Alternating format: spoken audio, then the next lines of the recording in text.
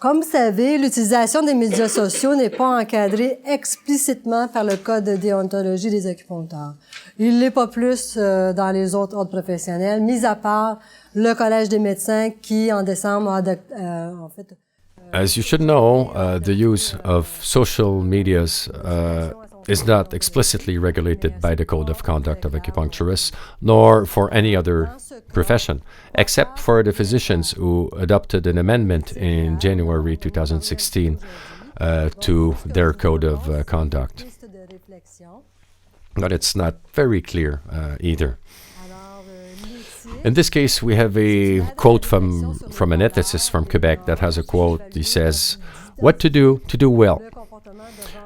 We talked about ethics yesterday. That I will do here is to give you some hints for your own thinking. By definition, ethics is a support process to help on the reflection of a person upon values and norms in order to evaluate and identify the appropriate behavior. On the other side, deontology is for the regulation of the behavior and conduct of individuals who belong to a same group. Like all other professional groups, acupuncturists have their own deontology code. This imposes duties and obligations that are embedded in specific norms. And, as you know, those norms help to protect certain values in particular contexts. The deontology code is amended once in a while over time. And before any of these are regulated, it always pertains to certain values and respect for others. Consequently, we embedded these norms in the Code of Conduct. And there are sanctions also, because if you do not follow these rules, you can be charged infringing the code. And if you use Facebook on a regular basis, let's say you have your own page, have you ever read the Facebook Statement of Rights and Responsibilities? It is a convention that governs the relation between Facebook enterprise and their users, and between the users themselves. This convention says that by publicizing any information on Facebook, all users allow anybody, even non-users of Facebook, to access those informations and to use them at will and to associate them to themselves. This is an implied consent that is accepted in the United States. It means that even somebody who does not use Facebook can access any information concerning you. In this statement, Facebook informs the users on how to use Facebook and how Facebook gathers and makes use of the personal data of the users. And here, there's a link for more information. You go on the Facebook website and click on the Legal Terms tab. Now, for a responsible usage of Facebook, before you go online, I invite you to reflect upon your own intent and motivation. Why would you use Facebook in your professional relation with your patients? I here invite you to read the Statement of Rights and Responsibilities and the Facebook policies. Look for more information also in specialized magazines. Read the Code of Conduct and Ethics of Acupuncturists, and make sure to make the right configuration of your security and confidentiality parameters. If we go further in the Facebook website, what are the features? We have Facebook Friends. It is an egalitarian relationship, a friend with another friend. There is no hierarchy here. We encourage openness to reveal oneself on Facebook. You can reveal their state of mind and so on. It is allowed, even desirable. They also incite some transparency. Of course, Facebook is a communication medium. It favorizes sharing common interests. For example, you can have a Facebook page that talks about sports or any other topic. But on the other hand, we got this slide here that shows the Facebook values compared to the values protected in the Code of Ethics of Acupuncturists. I took a look if there was a gap in between those two sets of values and how to deal with this. On Facebook, you have friends, but in the Code of Conduct, we talk about disinterest and professional independence. This is Article 12 of the Code. It says that the acupuncturist must preserve its professional independence at all times. He or she must avoid any conflict of interest.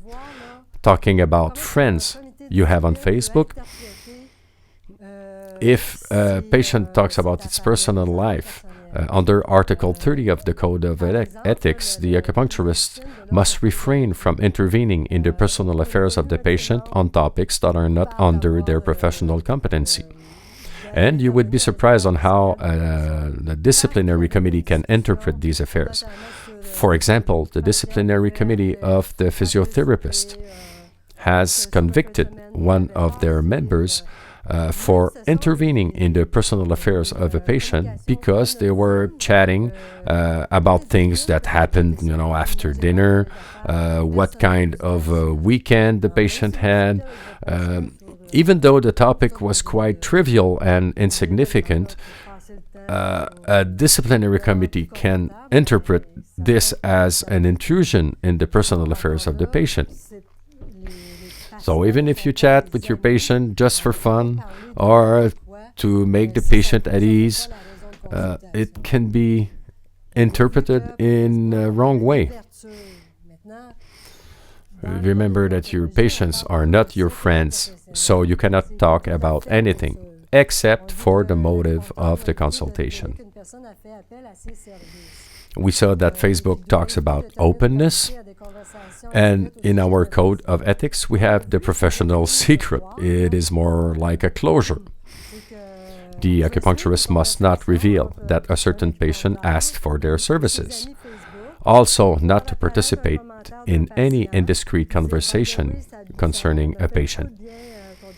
What we saw recently was a chat between an acupuncturist and its Facebook friends, and seeing a comment pop up from a patient that says, by the way, the last treatment did a lot of good, can you give me another appointment, and so on. We could follow the whole conversation. This is why we are talking about Facebook in a professional context, the relationship between a patient and a professional. We're still in the openness topic. In the Code of Conduct, there's a notion called the bond of trust. And we saw earlier the concept of the professional relationship within the professional system in Quebec, and also the 5 criteria for the establishment of a professional order. The bond of trust is very important, and we cannot break this bond.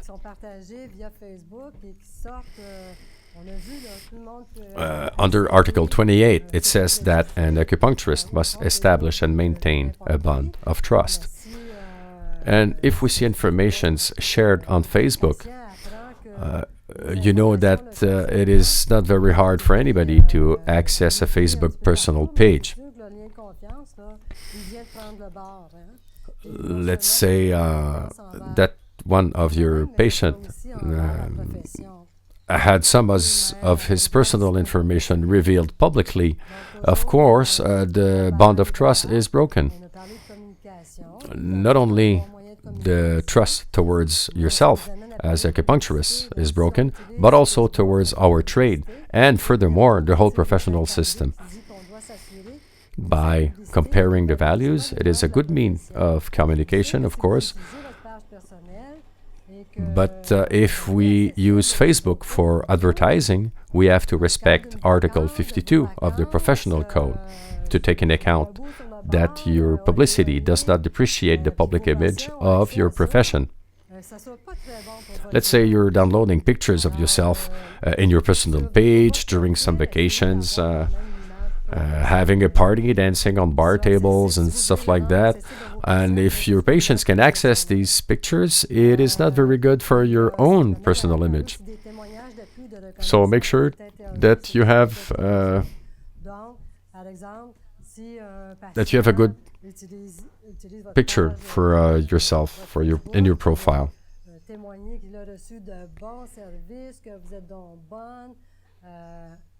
On va pouvoir l'identifier, ce patient-là, forcément. This brings us to the subject of testimonies of support or gratitude. It is totally forbidden in most professional orders. If a patient is posting a comment in your Facebook page saying that he had good results, you're a good practitioner, and we can identify this patient, and it does not comply with our professional obligations. Concerning integrity, it is one of the order's values.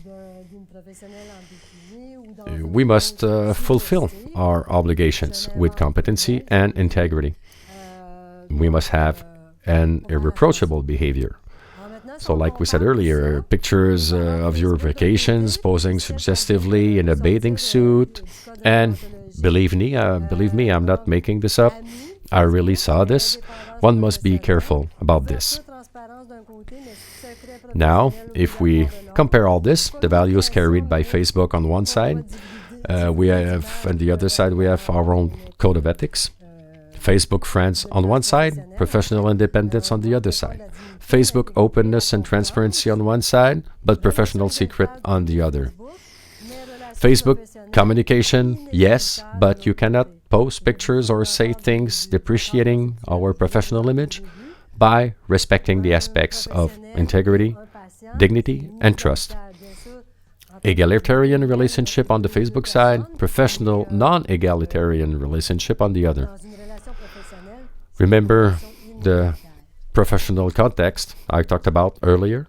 The professional relationship with the patient is non-egalitarian. Of course, dignity-wise, patient and professional are equal.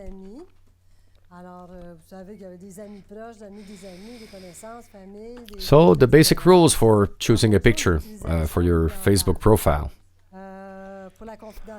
Also, make sure that you manage properly your groups of friends on Facebook.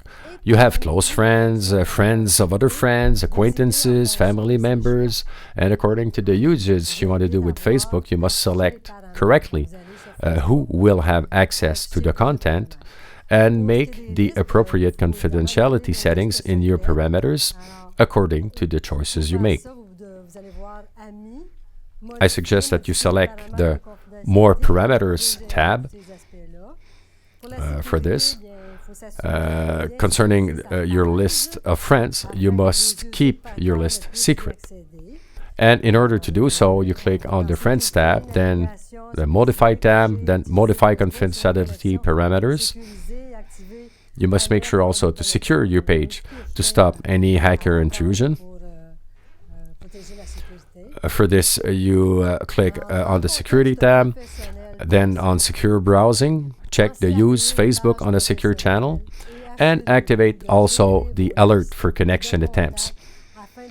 And you have to learn the path to protect yourself and your web page.